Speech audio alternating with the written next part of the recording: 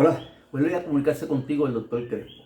Que la paz de Dios sea contigo y sobre todo que la paz y la oración por Israel en su proceso de fin de los tiempos sea con el pueblo de Israel. Vamos a continuar entonces hablando acerca de los símbolos, las figuras, tipos, arquetipos, imágenes que se presentan en el libro de Revelaciones y la cual nos dan pistas a todos aquellos que nos dimos a la tarea de traer hermenéutica o perspectivas hermenéuticas acerca de la interpretación que se puede hacer de la profecía que le fue dada a Juan en el destierro en la isla de Patmos en relación a el proceso que iba a pasar Israel a través de los tiempos. Lo que pasó en el pasado, lo que estaba pasando en aquel instante Juan en la isla de Patmos, y Dios le estaba explicando lo que estaban pasando su pueblo en ese instante, y lo que Dios también le explicó a Juan que iba a pasar en un futuro hasta que se consumara todo el proceso, ¿verdad?, de las naciones gentiles que están alrededor de ellos y todas las que están alrededor del mundo, que muchas de ellas pues se le iban a poner en el proceso de ellos querer obtener su milenio, hasta Dios sujetar todas esas naciones al estrado de sus pies y traer el milenio prometido al pueblo de Israel. ¿Ok? Vamos a seguir hablando entonces de esos símbolos, tipos, imágenes, figuras, arquetipos que aparecen en el libro de Revelaciones. ¿Qué es ese? Y conceptos también. ¿Qué es ese concepto de la muerte segunda? La muerte segunda es considerada la muerte espiritual de cualquier ser humano que no haya reconocido a Dios en su vida. Fíjese cómo se lo pongo. Que no haya reconocido a Dios en su vida. Que nunca haya tenido la oportunidad de entregarle su vida a Dios, ¿verdad? Y profesar la fe de Jesucristo, de que aceptó a Jesucristo en su vida y que pase por el proceso de santificación, purificación, ser ungido con el Espíritu Santo, ser lleno y ser escrito en el libro de la vida, ¿verdad? Después de haber aceptado a Jesucristo y haber entrado en el plan del proceso de salvación que el Padre le estipuló a la tierra y en el cual delegó el juicio a su Hijo, a Jesucristo. O sea, que el que cree en el Hijo, cree en el Padre. ¿Ok? Pero es importante que creen en el Hijo, porque el Padre le delegó el juicio de todos los humanos y de las naciones al Hijo. ¿Ok? Entonces, o que hayas reconocido a Dios, ¿okay?, es una muerte espiritual, o que haya reconocido a Dios y se haya apartado y apostatado de la fe a tal grado que pueda perder su salvación y perder la comunicación con Dios y estar separado para el resto de la eternidad de la presencia de Dios en el lago de fuego y azufre, que se supone que ahí no vaya ningún creyente al lago de fuego y azufre y no vaya ninguna persona humana a ese lago de fuego y azufre. Sin embargo, sí irán muchos que han apostatado de la fe e irán muchos que no han querido reconocer a Dios en sus vidas. ¿Por qué? Por no haber sido obedientes a Dios y no haber querido aceptar el plan de salvación del Señor. Dios no quiere condenar a nadie, pero también Dios nos dio libre albedrío y en ese libre albedrío nosotros podemos escoger el tipo de vida que nosotros querramos, pero hay consecuencias para los que cogen el camino errado. Y Dios haciendo la advertencia, Dios en su misericordia, mira, salte de ahí, vente por aquí, este es el camino correcto. Sigue el camino, ¿verdad?, de la fe, de la misericordia, del amor y de la justicia. Y sobre todo, más de todas estas cosas, del amor de Dios en tu vida, para con Dios y para contigo mismo y para con tu prójimo.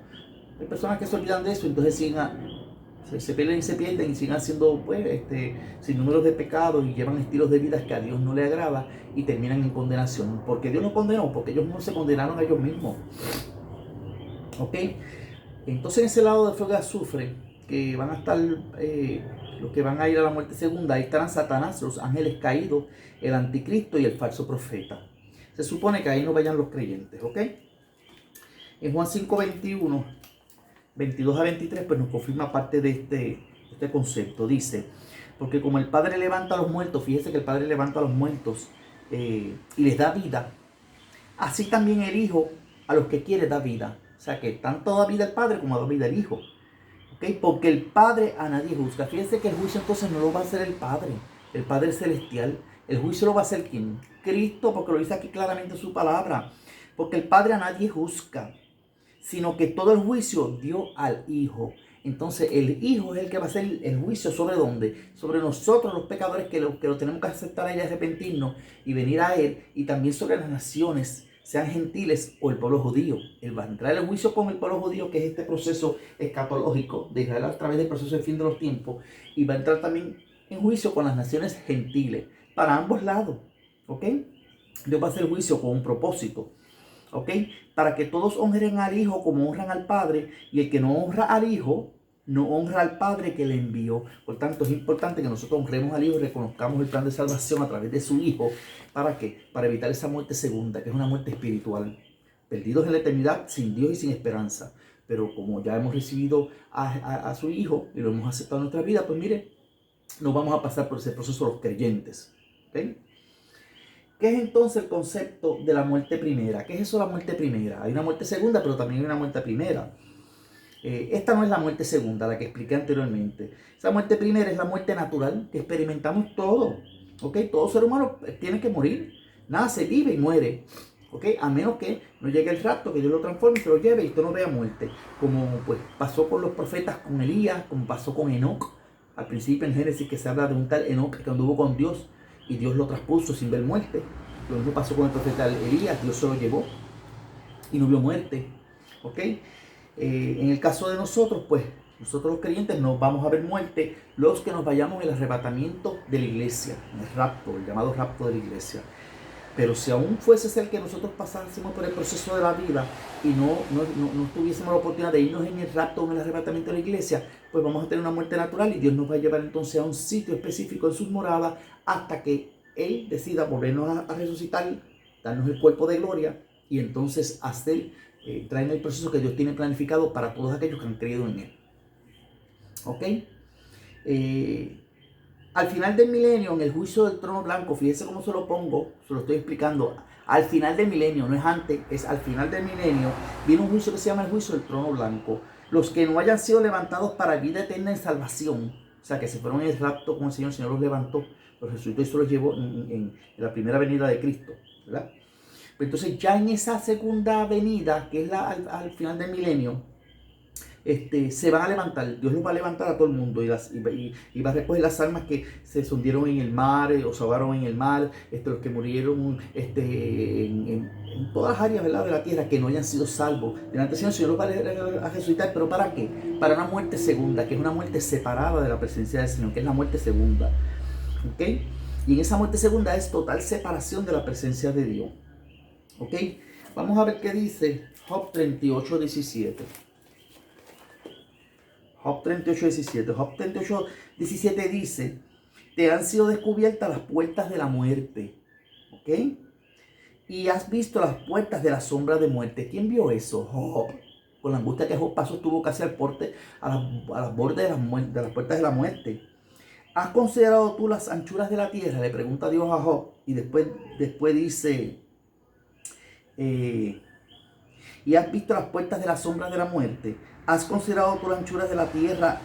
Declara si sabes esto. ¿Ok? Entonces, fíjese que entonces Job pasó y vio prácticamente ese proceso de lo que es estar al borde de las entradas de las anchuras de la muerte. ¿Ok? Y eso es considerado la muerte segunda, que todo ser humano tiene que pasar por ella. ¿Qué es la primera resurrección? Bueno, la primera resurrección implica salvación. Estos son los creyentes que se fueron en el arrebatamiento. Son los levantados por Dios a través de todas las edades, los cuales de una u otra manera creyeron en el plan de Dios, tuvieron fe en Dios. Fíjense cómo lo está escrito esto: tuvieron fe en Dios. Es importante tener fe en Dios. Si usted no tiene fe en Dios y no cree en estas cosas, pues entonces no se queje cuando venga el arrebatamiento y Dios se lleva lo suyo y usted se quede y diga: ay, me quedé. Estoy en la tierra, me quedé, voy para la grande tribulación. Porque usted se lo buscó, porque no buscó esa fe en Dios, creer de lo indecible, de lo imposible, de la nada. Porque Dios de la nada creó todo esto que nosotros tenemos aquí. ¿Ok? Y eso hay que creerlo así, tal y cual está escrito en la palabra. Pues si Dios nos dice que creó los cielos y la tierra con el dedo de su mano, pues créalo, porque así es Dios. De la nada Él creó todo. ¿Ok? Y tuvieron fe en Dios y a sus promesas, irán a las moradas celestes preparadas por quien, por Cristo, a los que creyeron en Él. Es la victoria final sobre este mundo y sobre el cuerpo de pecado, sobre nuestro cuerpo de pecado, ¿verdad? Que Dios nos va a transformar a darnos un cuerpo de gloria e ir a las mansiones celestes con Cristo, que Él nos fue a preparar esas mansiones. Ese reino eterno, preparado por Él para los salvos y redimidos de todas las edades, que han creído y confiado en Él. Son hombres, ¿verdad?, que han tenido fe a través de todos los tiempos. ¿Dónde ocurre esto y se revela esto? Si leemos en Apocalipsis 26, encontramos esto explicado también. Apocalipsis 20:6 dice: bienaventurado y santo el que tiene parte en la primera resurrección. La segunda muerte no tiene potestad sobre estos, sino que serán sacerdotes de Dios y de Cristo y reinarán con él 1000 años. Entonces fíjese también que en esta etapa seremos partícipes, asistir junto con Cristo en ese milenio que van a tener los israelitas. ¿Cómo qué? Como reyes y sacerdotes. O sea, ahora lo somos, ya que hemos estado aquí, somos reyes y sacerdotes en esta etapa de la iglesia. Pero también cuando tengamos el cuerpo de gloria, vamos a asistir con Cristo, como les he explicado anteriormente, yendo de las mansiones celestes, venir acá, asistir entonces en el milenio al pueblo de Israel y a todos los que sean salvos durante ese proceso.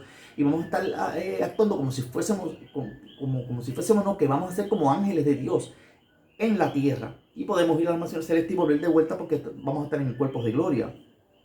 Pero vamos a ser asistentes como reyes y sacerdotes de Dios y de Cristo por 1000 años en el milenio. Nosotros seremos como ángeles de Dios, ¿ok? Estableciendo y ayudando a Cristo a ese ministerio que va a tener, a ese milenio que va a tener Israel, lo vamos a honrar durante esos 1000 años. Después, desde luego, vamos a estar en el milenio por toda la eternidad. Después del milenio vamos a estar por toda la eternidad con Cristo, después que la tierra sea pasada por fuego y purificada. Pero eso es después del milenio. ¿Qué implica la segunda resurrección? La segunda resurrección implica condenación. O sea, todos aquellos que no reconocieron el plan de Dios a través de la edad después del milenio, Dios los va a levantar y va a hacer entonces el juicio del trono blanco. Eso es después del milenio. Para nosotros los salvos, nosotros nos vamos a ese proceso, porque ya nosotros hemos pasado por la primera resurrección. Ahí a ese proceso van a ir los que murieron sin Cristo y no reconocieron a Dios en sus vidas, van a ser levantados y van a entrar en un proceso de juicio y van a ser encontrados culpables. ¿Por qué? Porque no aceptaron a Jesús durante su proceso de vida. Y van a pasar entonces el lago de fuego de azufre junto con ¿quién? Con Satanás, con los ángeles caídos, con el anticristo, con el falso profeta. Todos van a estar ahí por toda la eternidad, porque lo dice la Biblia. ¿Ok? ¿Qué es eso de fe? Ese concepto de fe. La fe es un concepto que nos es contada por justicia. Es un don de Dios. La fe es un don de Dios. ¿Ok? El justo por la fe vivirá, no por obras para que nadie se gloríe. Fíjense que entonces la salvación, el proceso de salvación es un proceso de fe.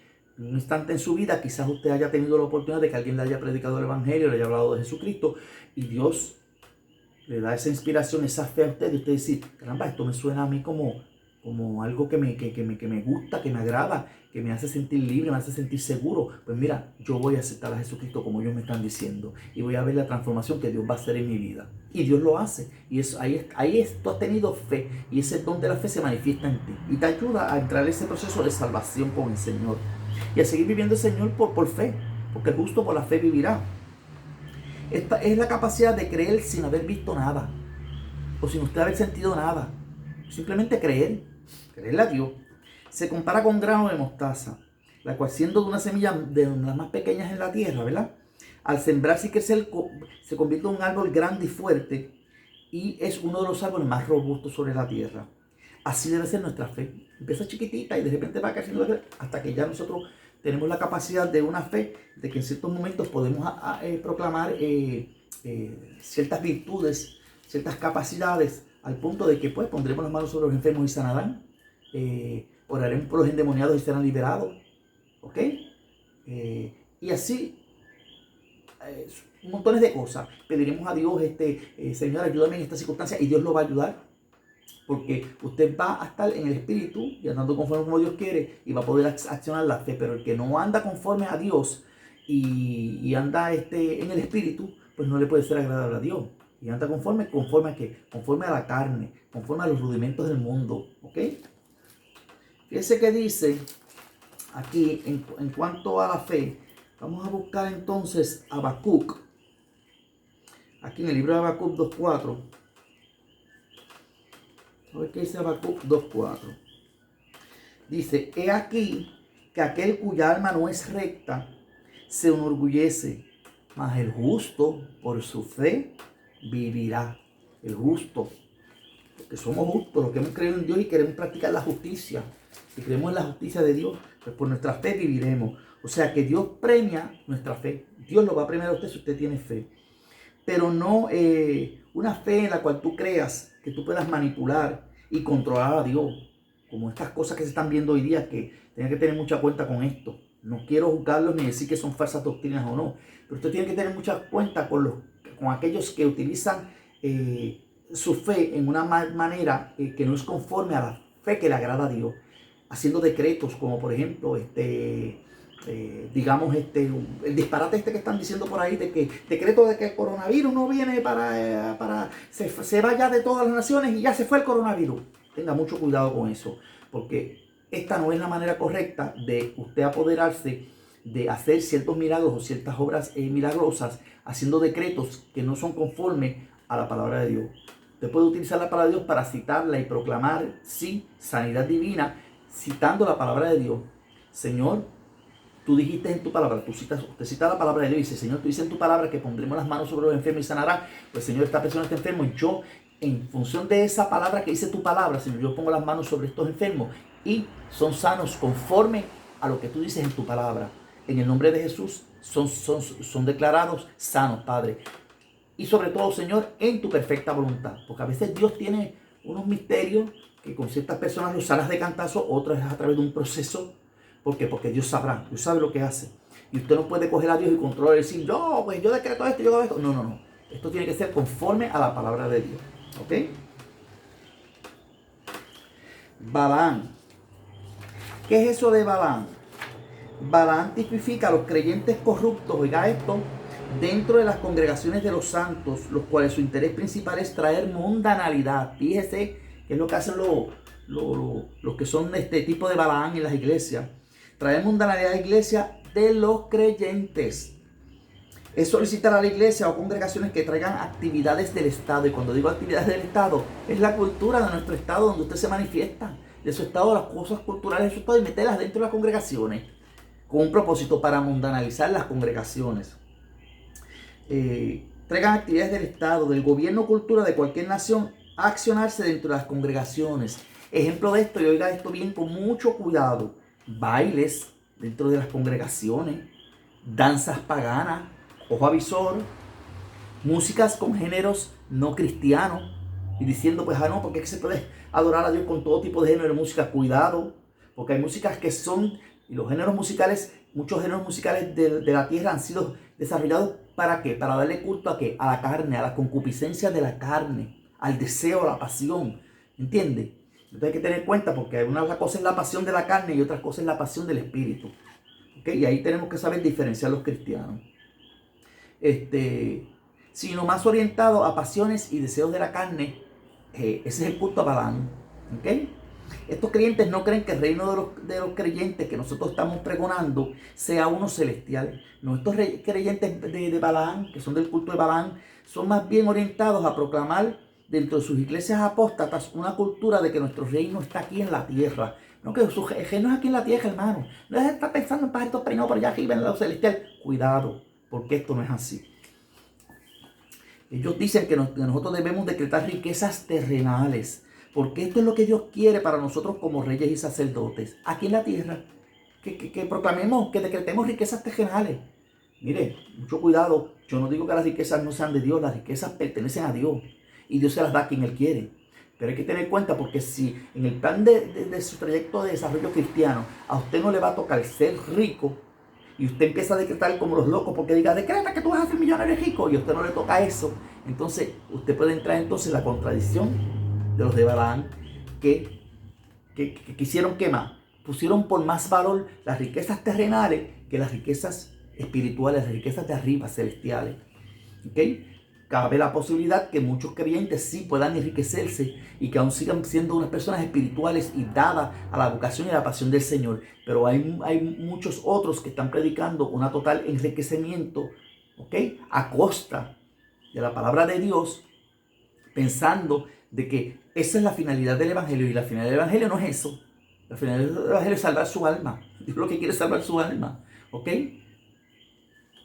Entonces, son creyentes que se han mundanalizado y han traído dentro de las congregaciones las actividades que el mundo practica, ¿verdad? Y las promueven dentro de sus congregaciones. Es muy parecido a lo que hizo el pueblo de Israel cuando estuvo esperando por Moisés que bajara del monte Sinaí con los 10 mandamientos y ordenanzas, el cual a ellos, por tenerlo por tardanza, porque Moisés no bajaba del monte con los 10 mandamientos, ¿qué hicieron? Se fueron a bailar, se fueron a fiestar y a hacer esculturas de oro. Fíjense, esculturas de oro. Hicieron un buey de oro con cuerpo humano. Qué blasfemia contra Dios, después que ese pueblo vio tantas maravillas, ¿verdad? Y el cual comenzaron a adorar como su Dios. Y le dijeron a Aarón, haznos una estatua ahí para adorarla, para decir que ese fue el Dios que nos sacó de Egipto. Qué blasfemia. Y lo que me preocupa es que Aarón se prestó para hacer eso también. Cuando Aarón era conforme a lo que Dios le había hablado a Moisés, él va a hacer por ti, por Dios, por mi boca. O sea, tú le vas a hacer por Dios y él va a hacer por mi boca, por la boca de Dios. Y que Aarón, que era conforme a la boca de Dios, como que era el que le hablaba al pueblo cuando Moisés, porque Moisés era tartamudo, que se prestara para eso y se dejara seducir por un pueblo a crear una estatua de oro y adorarla. Hay que tener mucha cuenta porque en los postreros días así también va a pasar, que tenemos que tener cuenta que van a haber muchos que van a hacer y van a inducir al cuerpo de Cristo a que se vayan a actos idolátricos, haciendo danzas paganas, trayendo cultura del mundo dentro de la iglesia y van a hacer idolatrar el cuerpo, ¿ok? Porque idolatría no es tan solo una imagen, es hacer unas prácticas de culto que no son conformes a lo que el Espíritu Santo de Dios quiere para su iglesia. Entonces, lo que Balaam le surgió a los que quisieron levantarse contra Israel en aquel tiempo, en el pasado, fue el envolverlos en las cosas terrenales. Balaam como que le sugirió a aquel rey, ¿verdad? Que vino, maldíceme a este pueblo, porque, ¿verdad? Para maldecirlo, y Balaam no lo pudo maldecir. Pero le sugirió que lo envolvieran en las cosas terrenales. Entre estos, fiestas paganas culturales de su tiempo, los cuales abocaban a los participantes a ir a la bebida, a las drogas de su tiempo, a sexo desenfrenado, o sea, libre, lo que sea, sexo por la libre, a lo que sea. Lo mismo con hombre con mujer, que mujer con hombre, que bestialismo, que con niños, que con lo que fuese.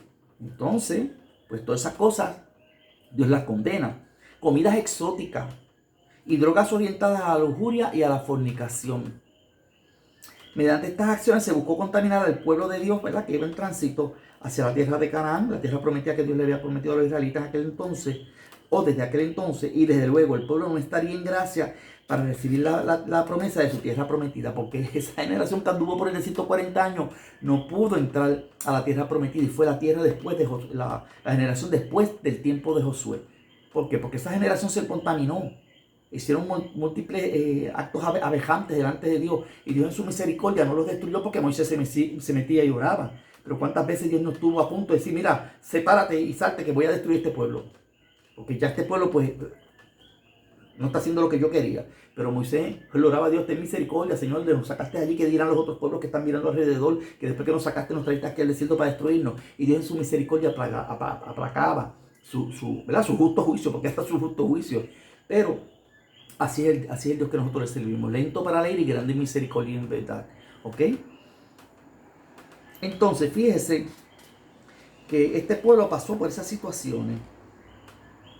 Es lo que está pasando hoy día también. Estamos viendo todos estos espectáculos dentro de muchas iglesias, y estamos viendo ahora que la iglesia se está moviendo también a ciertos tipos de doctrinas, entre estas doctrinas de curación, y que por medio de marihuana. Todos esos productos son de la naturaleza, y marihuana para darle marihuana a los que estén enfermos. Mucho ojo avisor, porque una de las señales también que se va a explicar en el libro de Israel en el proceso del fin de los tiempos es cómo la humanidad en el fin del proceso del fin de los tiempos, para empezar el nuevo milenio de Israel, se va a abocar ¿a qué? A las drogas. Se van a abocar a las drogas, y yo voy a explicar eso más adelante. Eso está bien escrito, es una de las señales bíblicas que es dentro del cumplimiento profético, que va a ser una señal para nosotros también, para observar qué es lo que está pasando en la humanidad y que nuestro verano está cerca, nuestro arrebatamiento está próximo. ¿Qué es eso del maná escondido? El maná escondido no es otra cosa que un tipo de conocimiento o sabiduría simbolizada como comida especial diseñada por Dios para satisfacer las necesidades de su pueblo, de su iglesia, como sostuvo Jesús. Yo soy el pan de vida. ¿Ok? El maná es el cuerpo de Cristo, que al compartirlo en la cena, tú estás aceptando, que aceptas el sufrimiento vicario que Cristo hizo por nosotros. Y que entonces tú puedas decir, en ese proceso de santificación, decir, no vivo yo, más vive Cristo en mí. Porque tú estás comiendo el cuerpo de Cristo cuando tú haces la Santa Cena y la sangre de Cristo. Y lo que estás diciendo con ese recuerdo, en hacer ese proceso de cena, es decir, mira, el cuerpo de Cristo yo lo estoy recibiendo. porque el cuerpo de Cristo está en mí. Y entonces yo tengo que decir, no vivo yo, más vive Cristo en mí, porque el Señor entonces te va santificando y vas cogiendo la fortaleza del cuerpo de Cristo, que tenía la capacidad, la potestad de tener dominio propio sobre qué, sobre sus pasiones, sobre su concupiscencia. Él lo dominaba y lo controlaba todo, a tal grado que podía controlar la naturaleza, porque su mente estaba tan lúcida y recibía tanta energía de Dios que todo lo podía controlar, porque así es Dios. ¿Ok? Entonces ese es el significado del concepto maná escondido. ¿Qué es el concepto de la piedra blanca? La piedra blanca no es otra cosa que un símbolo de aprobación a todos aquellos creyentes que han vencido. Esta tiene un nombre escrito en el cual solo Dios conoce y el cual te asignará al ser glorificado. ¿Ok? Eso es lo que simboliza la piedra blanca. Vamos a terminar aquí esta presentación con Apocalipsis 2, 16 al 18 en relación a esto de la piedra blanca, y dice lo siguiente: por tanto, arrepiéntete, por si no vendré a ti pronto y pelearé contra ti con la espada de mi boca. ¿Y cuál es la espada de boca que ya dijimos que era? Si el Señor va a venir contra ti con la espada de boca, ¿cuál es la espada de la boca? Con su palabra, con su palabra. El que tiene oído, oiga lo que el Espíritu dice a las iglesias. Al que venciere, daré a comer del maná escondido, que ya hablamos cuál es el concepto de maná, y le daré una piedrecita blanca, fíjese, una piedrecita blanca, y en la piedrecita blanca escrito un nombre nuevo, el cual ninguno conoce sino aquel que él lo recibe. O sea que cuando nosotros seamos glorificados, transformados y llevados a los cielos, el Señor nos va a llamar por un nuevo nombre, que solamente Él sabe, y usted sabe también, usted va a conocer. Y el Señor siempre lo va a llamar, y cuando lo llame, heme aquí, Señor, a tu disposición, o sea, para hacer lo que el Señor quiera que nosotros hagamos cuando estemos reinando con Él ¿verdad? Por toda la eternidad. Bueno, hasta aquí los dejo. Que la paz de Dios siga con todos ustedes. No se separen de oír estos talleres que son importantísimos para todos los símbolos, figuras, arquetipos, tipos, imágenes, ¿ok? Que nos da el libro de Revelaciones, para después entonces entrar en la nueva perspectiva de hermenéutica de Israel en el proceso de fin de los tiempos, y la explicación de 113 preguntas que se pueden desarrollar para explicar todo ese libro de Revelaciones y cómo eso se alinea del pasado de Israel y Israel a través del tiempo en relación a la historia que ha venido también viviendo el gentilazo en paralelo con Israel, y hasta venir hasta el tiempo de hoy día, y que nos dé voz de alerta a nosotros, la iglesia de Cristo sobre la tierra, a los creyentes en Cristo, ¿verdad? ¿Para qué? Voz de alerta para nosotros erguir nuestra cabeza, ponernos alegres, contentos, porque ya estamos viendo que todas las señales que están pasando alrededor de la tierra se están cumpliendo al pie de la letra. Y lo que significa es que Cristo ya mismo nos viene a buscar, que el rapto está a las puertas, hermano, y que usted tiene que estar ya seguro y tranquilo.